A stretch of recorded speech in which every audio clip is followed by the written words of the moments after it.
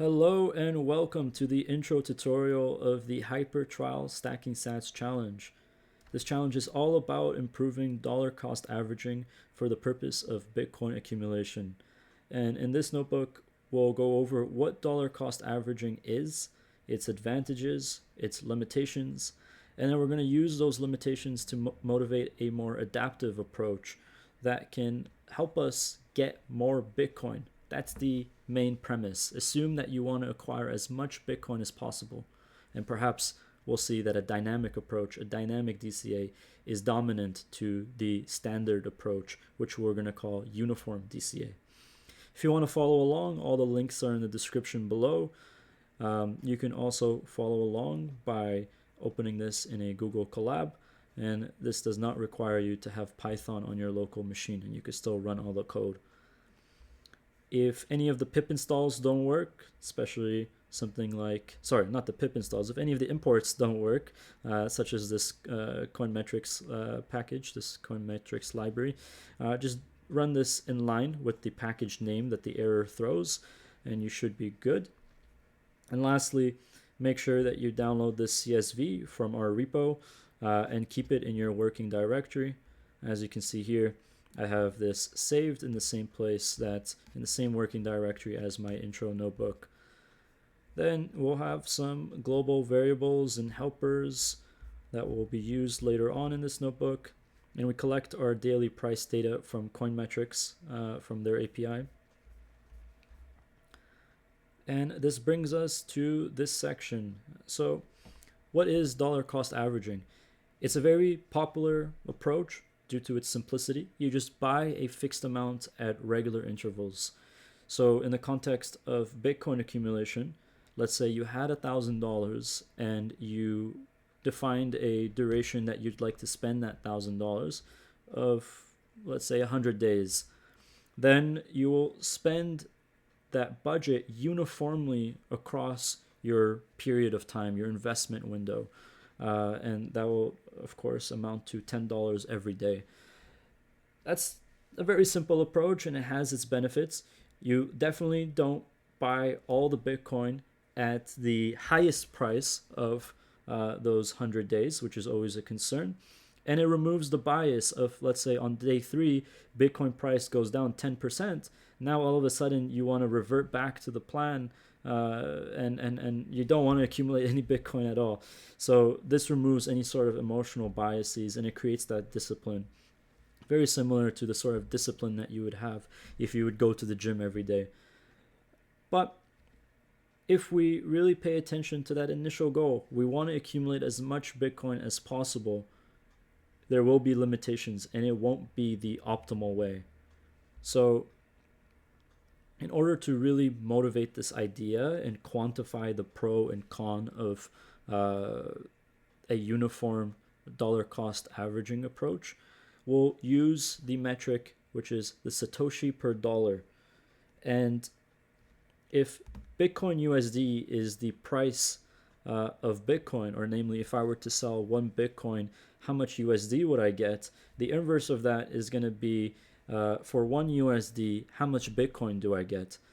And that's going to be a tiny number. As we can see, the most recent price of Bitcoin is about 84,000 US dollars. So we're going to refer to this Satoshi, which is the smallest unit of Bitcoin. There are 100 million Satoshis in 1 Bitcoin. This will provide us the bang for our buck in terms of, over time, as Bitcoin price changes, how much Bitcoin do I get for 1 US dollar?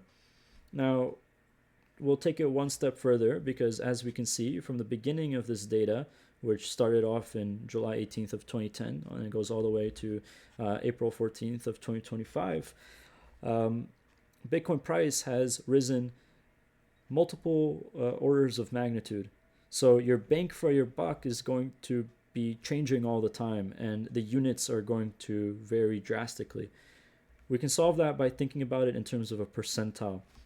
So given some duration of time, let's say 4 years, which is the window of time that we'll be using in this challenge, We consider the best possible bang for your buck, denoted by best SPD, and the worst possible bang for your buck, denoted by worst SPD. So these are corresponding to buying at the lowest price and buying at the highest price, respectively. And then we insert the bang for our buck, the strategy SPD. In this case, we're looking at a uniform dollar cost averaging strategy. So we insert that there, and we'll get some value between 0 and 100%.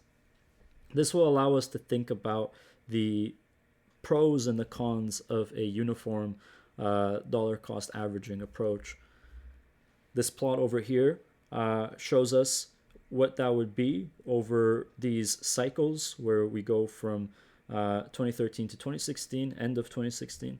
That's 1 4-year cycle. From 2017 to the end of 2020, and similarly for 2021 to end of 2024. We can see that we get some SPD on log scale, and this log scale changes drastically, as I mentioned before, over time. So these distances can be misleading, given that they're on log scale. If we look at the right y-axis, we can see it in terms of the percentile value, the Satoshi per dollar percentile. And we'll see that the uniform strategy, the uniform DCA strategy, has some values under 20 percentile for the first 2 cycles and under 40 percentile for the 3rd cycle. What does that really mean? That means that within those cycles, the distance from 0 is the pro. You're not buying Bitcoin at the absolute highest price because you're spreading out your buys uniformly across every single day in that 4-year period. So this is where a uniform dollar cost averaging strategy shows its value. However, the distance from 100% is what you missed out on. It's your opportunity cost. The 100th percentile represents buying at the absolute lowest price within those 4-year periods. And we're not saying that we want to be oracles and we want to perfectly time the markets, but it's something to consider that this is all lost value because we have a very rigid strategy that has to buy fixed amounts at regular intervals. What if we maintained some of the core benefits of DCA, namely its disciplined approach of buying at regular intervals, in this case, let's say buying every day, but we relaxed the additional constraint of buying fixed amounts, and we went with more dynamic amounts over each cycle.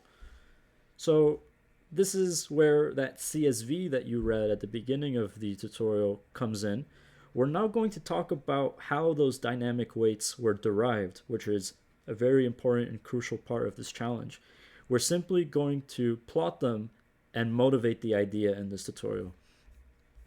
So plotting those dynamic weights over those same cycles from 2013 to 2024, we see that we get excess Satoshis per dollar for the dynamic approach versus the uniform approach.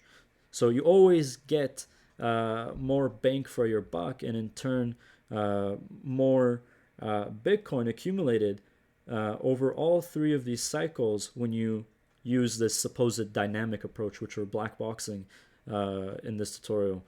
And on the right y-axis, we see that the ROI improvement, so if you were to sell your Bitcoin at the end of each cycle, is again always greater than 0. So in USD terms, if you were to sell all that Bitcoin, you'd be better off. So the right y-axis, the bars, show us that we'd be better off dollar-wise, and the left y-axis shows us that we'd be better off in terms of having more Bitcoin.